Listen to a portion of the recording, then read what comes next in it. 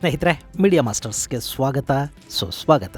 ಗೆಳೆಯರೆ, ದೆಹಲಿ ಸ್ಫೋಟಕ್ಕೆ ಸಂಬಂಧಪಟ್ಟ ಹಾಗೆ ಒಂದರ ನಂತರ ಒಂದು ಬಂಧನಗಳಾಗ್ತಾ ಇವೆ. ಮೊನ್ನೆ ಪಾಕಿಸ್ತಾನಕ್ಕಾಗಿ ಬೇಹುಗಾರಿಕೆ ಮಾಡ್ತಾ ಇದ್ದ ಅನ್ನೋ ಆರೋಪದ ಮೇರೆಗೆ ಗುರುಗ್ರಾಮದ ವಕೀಲ ರಿಜ್ವಾನ್ ಅನ್ನೋನನ್ನ ಬಂಧಿಸಲಾಗಿದೆ. ಇನ್ನು ದೆಹಲಿಯಲ್ಲಿ ತನ್ನನ್ನು ತಾನು ಸ್ಫೋಟಿಸಿಕೊಂಡ ಉಗ್ರ ವೈದ್ಯನ ಬಗ್ಗೆ ಕೂಡ ತುಂಬಾ ಇಂಟ್ರೆಸ್ಟಿಂಗ್ ಮಾಹಿತಿಗಳು ಹೊರಬರ್ತಾ ಇವೆ. ಡಾಕ್ಟರ್ ಉಮರ್ ಎಷ್ಟು ಬುದ್ಧಿವಂತನಾಗಿದ್ದ, ಅವನು ದೆಹಲಿಯಲ್ಲಿ ಸ್ಫೋಟಿಸಿಕೊಳ್ಳದೇ ಇದ್ದಿದ್ರೆ, ಈ ಉಗ್ರರ ಸಿಂಡಿಕೇಟ್ ಇಷ್ಟು ಬೇಗ ಪೊಲೀಸರ ಕೈಗೆ ಸಿಗದೇ ಇದ್ದಿದ್ರೆ ಭಾರತದಾದ್ಯಂತ ಎಂಥ ಅನಾಹುತಗಳಾಗ್ತಾ ಇದ್ವು ಅನ್ನೋ ಬಗ್ಗೆ ಉಮರ್ನ ಅನುಚರರು ಭಯಾನಕ ಮಾಹಿತಿಯನ್ನ ಬಾಯ್ಬಿಡ್ತಾ ಇದ್ದಾರೆ. ಹಾಗಾದ್ರೆ ಉಮರ್ ಅಷ್ಟೊಂದು ಬುದ್ಧಿವಂತ ಆಗಿದ್ನಾ?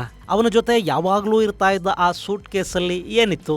ಅವನ ಬಗ್ಗೆ ಅವನ ಅನುಚರರು ಹೇಳ್ತಾ ಇರೋದೇನು? ಬನ್ನಿ ನೋಡೋಣ.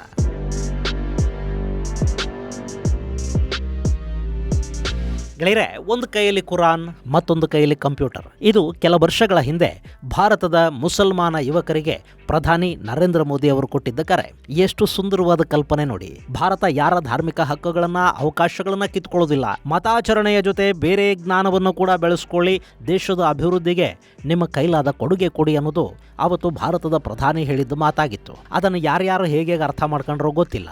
ಮತ ಅನ್ನೋದು ಅಫೀಮು ಅನ್ನೋ ಮಾತನ್ನ ಚೈನಾದ ಮಾವೋ ತುಂಬಾ ಹಿಂದೆ ಹೇಳಿದ್ದು ಭಾರತದ ಪ್ರಧಾನಿಗೆ ಸರಿಯಾಗಿ ಅರ್ಥ ಆಗಿರ್ಲಿಲ್ವೋ ಏನು? ಕಂಪ್ಯೂಟರ್ ಮತ್ತು ಕುರಾನ್ ಎರಡೂ ಹಿಡಿದ ಯುವಕರನ್ನು ಕೂಡ ರಾಡಿಕಲೈಸ್ ಮಾಡಬಹುದು ಅನ್ನೋದನ್ನ ನಾವೇ ಅರ್ಥ ಮಾಡ್ಕೊಳ್ಳಿಲ್ವೋ ಏನು?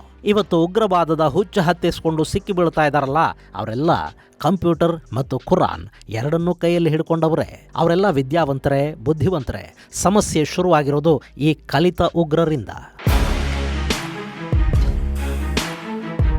ಗೆಳೆಯರೆ, ಭಾರತದಲ್ಲಿ ಇಂಡಿಯನ್ ಮುಜಾಹಿದೀನ್ ಅಂತ ಸಂಘಟನೆಗಳು ಹಾಗೂ ಇನ್ನಿತರ ಔಟ್ಫಿಟ್ಟುಗಳು ಮೊದಲಿಂದಲೂ ಕೂಡ ಒಂದಷ್ಟು ಸ್ಫೋಟಗಳನ್ನು ನಡೆಸೋದಕ್ಕೆ ಸಂಚು ಮಾಡ್ತಾ ಇದ್ವು. ಬೆಂಗಳೂರು ಸೇರಿದಂತೆ ಹಲವು ಕಡೆಗಳಲ್ಲಿ ಸ್ಫೋಟಗಳು ಆದವು. ಆದರೆ ಅದಕ್ಕೆ ಬಳಸಿದ ಸ್ಫೋಟಕಗಳು, ಬಾಂಬುಗಳನ್ನು ತಯಾರು ಮಾಡಿದ ರೀತಿ ಇದೆಲ್ಲ ತುಂಬ ಕಚ್ಚಾ ಇತ್ತು. ಹೀಗಾಗಿ ದೊಡ್ಡ ಮಟ್ಟದ ಅನಾಹುತಗಳು ಸಂಭವಿಸಲಿಲ್ಲ.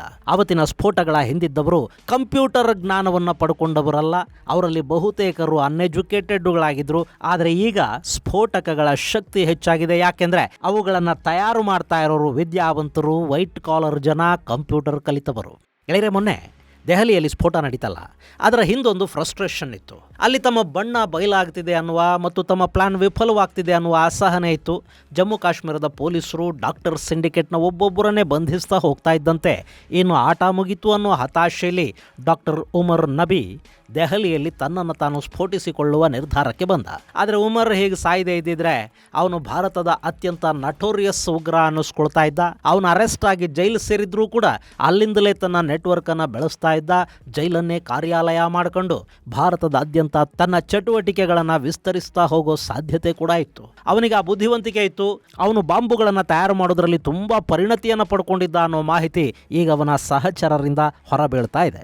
ಇಲ್ಲಿ ಡಾಕ್ಟರ್ಸ್ ಸಿಂಡಿಕೇಟ್ನ ಪ್ರಮುಖ ಕೊಂಡಿಗಳ ಪೈಕಿ ಒಬ್ಬ ಮತ್ತು ಉಮರ್ಗೆ ಅತ್ಯಾಪ್ತ ಕೂಡ ಆಗಿದ್ದ ಡಾಕ್ಟರ್ ಮುಜಾಮಿಲ್ ಸಾಕಷ್ಟು ರಹಸ್ಯಗಳನ್ನು ಪೊಲೀಸರ ಮುಂದೆ ಬಾಯ್ಬಿಟ್ಟಿದ್ದಾನೆ. ಈ ಡಾಕ್ಟರ್ ಉಮರ್ ತನ್ನ ಜೊತೆಲಿ ಯಾವಾಗಲೂ ಒಂದು ಸೂಟ್ ಕೇಸನ್ನು ಇಟ್ಟುಕೊಂಡೇ ಓಡಾಡ್ತಾ ಇದ್ದಂತೆ. ಅವನು ಎಲ್ಲೇ ಹೋದರೂ ಆ ಸೂಟ್ ಕೇಸ್ ಇರ್ತಾ ಇತ್ತು. ಸ್ವಲ್ಪ ದೊಡ್ಡದಾದ ಸೂಟ್ ಕೇಸ್ ಅದಾಗಿದ್ದರಿಂದ ಅವನು ಬಟ್ಟೆಗಳನ್ನು ತುಂಬಿಕೊಂಡು ಬಂದಿದ್ದಾನೇನೋ ಅಂತ ಇವರೆಲ್ಲ ಅಂದುಕೊಳ್ತಾ ಇದ್ರಂತೆ. ಆದರೆ ಆ ಸೂಟ್ ಕೇಸಲ್ಲಿ ಏನಿದೆ, ಅದರ ಉಪಯೋಗ ಏನು ಅನ್ನೋ ಬಗ್ಗೆ ಡಾಕ್ಟರ್ ಉಮರ್ ಹೇಳಿದ್ದನ್ನು ಕೇಳಿ ಇವರಿಗೆ ಅಚ್ಚರಿ ಮತ್ತು ಅವನ ಬಗ್ಗೆ ಒಂದು ಮೆಚ್ಚುಗೆ ಎರಡೂ ಆದುವಂತೆ. ಗೆಳೆಯರೆ, ಭಾರತದಲ್ಲಿ ದೊಡ್ಡ ಮಟ್ಟದ ಸ್ಫೋಟಗಳನ್ನು ನಡೆಸೋದಕ್ಕೆ, ವಿಧ್ವಂಸಕ ಕೃತ್ಯಗಳನ್ನು ಮಾಡೋದಕ್ಕೆ ಜೈಷ್ ಈ ವೈಟ್ ಕಾಲರ್ಡ್ ಸಿಂಡಿಕೇಟ್ ಅನ್ನು ಆಯ್ಕೆ ಮಾಡ್ಕೊಂಡಿತ್ತಲ್ವಾ? ಅವರಿಗೆ ಬಾಂಬುಗಳನ್ನು ಮಾಡೋದು ಹೇಗೆ ಅನ್ನೋ ತರಬೇತಿಯನ್ನು ಕೊಡಲಾಯಿತು. ಅದನ್ನು ತುಂಬ ಚೆನ್ನಾಗಿ ಮತ್ತು ಆಸಕ್ತಿಯಿಂದ ಕಲಿತವನು ಈ ಉಮರ್. ಅವನಿಗೆ ಅದು ಎಷ್ಟು ಇಂಟ್ರೆಸ್ಟ್ ಇತ್ತು ಅಂದರೆ ಜೈಷ್ ಉಗ್ರರ ಎಲ್ಲ ವಿಡಿಯೋಗಳನ್ನು ಅವನು ನೋಡಿದ್ನಂತೆ. ಅಷ್ಟೇ ಅಲ್ಲದೆ ಅದನ್ನು ಎಕ್ಸ್ಪೆರಿಮೆಂಟ್ ಮಾಡೋದಕ್ಕೆ ಹೆಚ್ಚು ಉತ್ಸಾಹವನ್ನು ಕೂಡ ಅವನು ತೋರ್ತಾ ಇದ್ದಂತೆ. ಕಡೆಗೊಂದಿನ ತನ್ನ ಸಿಂಡಿಕೇಟನ್ನು ಕೂಡಿಸ್ಕೊಂಡು ತಾನು ಬಾಂಬ್ ತಯಾರು ಮಾಡಿ ಅದನ್ನು ಸ್ಫೋಟಿಸಿ ಪರೀಕ್ಷೆ ಕೂಡ ಮಾಡಿ ಮುಗಿಸಿದ್ದಾಗಿ ಅವನು ಈ ಡಾಕ್ಟರ್ಗಳ ಮುಂದೆ ಹೇಳ್ಕೊತಾನೆ. ಅದೆಲ್ಲವನ್ನು ಒಬ್ಬನೇ ಯಾರಿಗೂ ಹೇಳದೆ ಅವನು ಮಾಡಿ ಮುಗಿಸಿದ್ದ. ಅವನ ಮಾತು ಕೇಳಿ ಡಾಕ್ಟರ್ ಆದಿಲ್, ಡಾಕ್ಟರ್ ಮುಜಾಮಿಲ್, ಶಹೀನಾ ಇವರೆಲ್ಲ ಅಚ್ಚರಿಗೊಳಗಾದ್ರು. ಯಾಕೆಂದ್ರೆ ಆ ಬಾಂಬುಗಳನ್ನು ಮಾಡೋದಕ್ಕೊಂದು ಸುಸಜ್ಜಿತ ಲ್ಯಾಬ್ ಬೇಕಾಗಿತ್ತು. ಅದ್ಯಾವುದೂ ಇಲ್ಲದೆ ಇವನು ಹೇಗೆ ಅದನ್ನ ಮಾಡಿ ಮುಗಿಸ್ದ ಅಂತ ಅವ್ರು ಅಂದುಕೋತಿರುವಾಗಲೇ ಅವನು ಅವರ ಮುಂದೆ ಬಿಚ್ಚಿಟ್ಟಿದ್ದು ಅವನ ಸೂಟ್ ಕೇಸನ್ನ. ಅದನ್ನು ನೋಡಿ ಇವರೆಲ್ಲ ಆಶ್ಚರ್ಯಕ್ಕೀಡಾದರು. ಯಾಕೆಂದ್ರೆ ಅದು ಬರೀ ಸೂಟ್ ಕೇಸ್ ಆಗಿರಲಿಲ್ಲ, ಅದರಲ್ಲಿ ಬಟ್ಟೆ ಬರೆಗಳಿರಲಿಲ್ಲ, ಅದರ ತುಂಬ ಕೆಮಿಕಲ್ಸ್ ಇದ್ವು ಮತ್ತು ಅದೊಂದು ಮೊಬೈಲ್ ಲ್ಯಾಬ್ ಆಗಿತ್ತು. ಅದರಲ್ಲಿ ಸ್ಫೋಟಕಗಳ ತಯಾರಿಗೆ ಬೇಕಾಗಿದ್ದ ಡಿವೈಸುಗಳು, ಕೆಮಿಕಲ್ಲು, ಡಿಟೋನೇಟರ್ ಯಾವಾಗಲೂ ಇರ್ತಾ ಇದ್ವು ಅನ್ನೋ ಮಾಹಿತಿಯನ್ನು ಈಗ ಮುಜಾಮಿಲ್ ಪೊಲೀಸರ ಮುಂದೆ ಬಾಯ್ಬಿಟ್ಟಿದ್ದಾನೆ.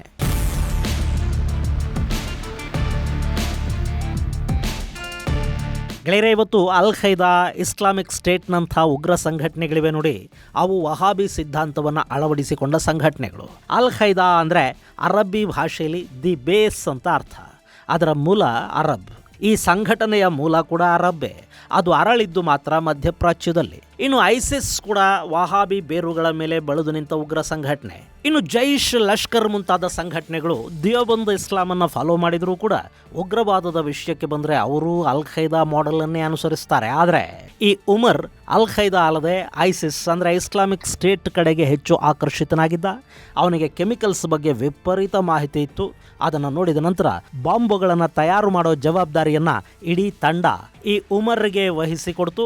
ಅದಾದ ಬೆನ್ನಲ್ಲೇ ಅವನು ತನ್ನನ್ನು ತಾನು ಸಂಘಟನೆಯ ಅಮೀರ್ ಅಂತ ಹೇಳ್ಕೊಳ್ಳೋದಕ್ಕೆ ಶುರು ಮಾಡ್ದ. ಅವನಿಗೆ 9 ಭಾಷೆಗಳು ಬರ್ತಾ ಇದ್ವು.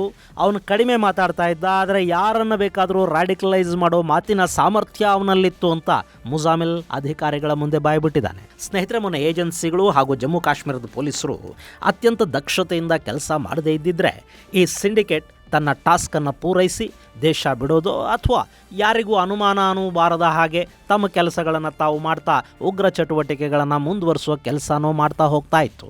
ಈ ಉಮರ್ ದೇಶದಾದ್ಯಂತ ಬಾಂಬುಗಳನ್ನು ಮಾಡೋದಕ್ಕೆ ಇನ್ನಷ್ಟು ಮಂದಿಗೆ ತರಬೇತಿಯನ್ನು ಕೊಡ್ತಾ ಇದ್ದ.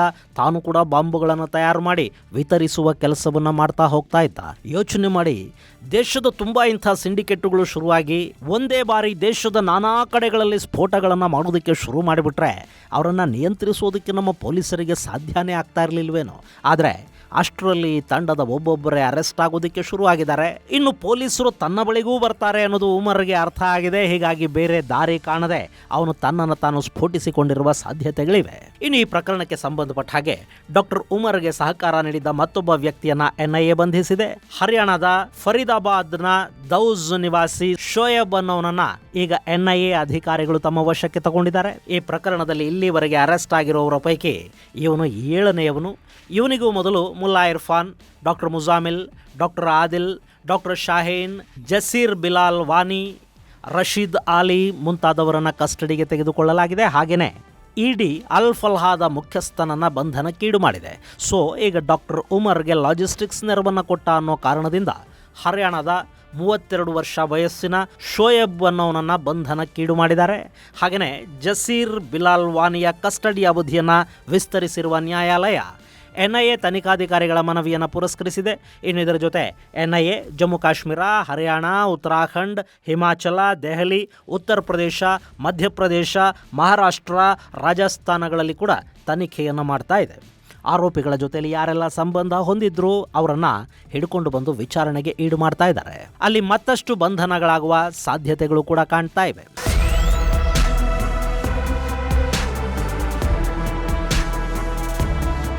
ಗೆಳೆಯರೆ, ಈ ಪ್ರಕರಣದಲ್ಲಿ ದೆಹಲಿ ಮತ್ತು ಹರಿಯಾಣದಲ್ಲೇ ಸರಿಸುಮಾರು 1,000ಕ್ಕೂ ಅಧಿಕ ಮಂದಿಯ ಮೇಲೆ ಕಣ್ಣಿಡಲಾಗಿತ್ತು.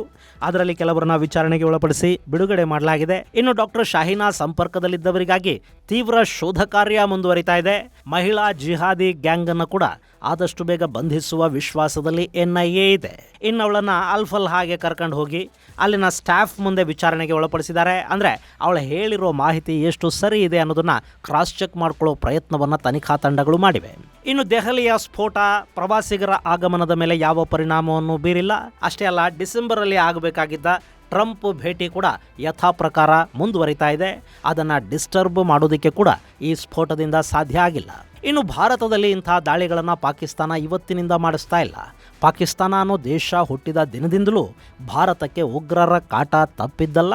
ಆದರೆ 1990ರ ದಶಕದ ನಂತರ ಭಾರತದ ಮುಸ್ಲಿಮರನ್ನು, ಅದರಲ್ಲೂ ಕಾಶ್ಮೀರದ ಮುಸ್ಲಿಂ ಯುವಕರನ್ನು ದೊಡ್ಡ ಮಟ್ಟದಲ್ಲಿ ರ್ಯಾಡಿಕಲೈಸ್ ಮಾಡೋ ಪ್ರಯತ್ನವನ್ನು ಪಾಕಿಸ್ತಾನ ಮಾಡ್ತಾ ಇದೆ. ಅದರಲ್ಲಿ ಅವರು ಸ್ವಲ್ಪ ಮಟ್ಟಿಗೆ ಯಶಸ್ಸನ್ನು ಪಡ್ಕೊಂಡಿದ್ದಾರೆ. ಆದರೆ ಅವರ ಪ್ರಯತ್ನಗಳನ್ನು ವಿಫಲಗೊಳಿಸುವ ನಿಟ್ಟಲ್ಲಿ ಭಾರತೀಯ ಏಜೆನ್ಸಿಗಳು ಕೆಲಸ ಮಾಡ್ತಲೇ ಇವೆ. ನಮ್ಮ ಏಜೆನ್ಸಿಗಳ ಕಾರ್ಯದಕ್ಷತೆಯನ್ನು ನಾವಿಲ್ಲಿ ಶ್ಲಾಘಿಸಲೇಬೇಕು. ಅವರು ಕೆಲಸ ಮಾಡದೇ ಇದ್ದಿದ್ರೆ ಈ ಬಾರಿ ದೆಹಲಿ ಮಾತ್ರ ಅಲ್ಲ, ಭಾರತದ ಎಲ್ಲೆಲ್ಲಿ ಎಷ್ಟೆಷ್ಟು ಸ್ಫೋಟಗಳು ನಡೆದು ಹೋಗ್ತಾ ಇದ್ವೋ ಯಾರಿಗೊತ್ತು. ಇದು ಗೆಳೆಯರೆ ದೆಹಲಿ ಸ್ಫೋಟದ ಒಂದಷ್ಟು ಅಪ್ಡೇಟ್ಸ್. ಮುಂದಿನ ಸಂಚಿಕೆಯಲ್ಲಿ ಮತ್ತಷ್ಟು ವಿಶೇಷಗಳ ಜೊತೆ ಮತ್ತೆ ಭೇಟಿಯಾಗೋಣ. ಅಲ್ಲಿವರೆಗೆ ಜೈ ಹಿಂದ್, ಜೈ ಕರ್ನಾಟಕ.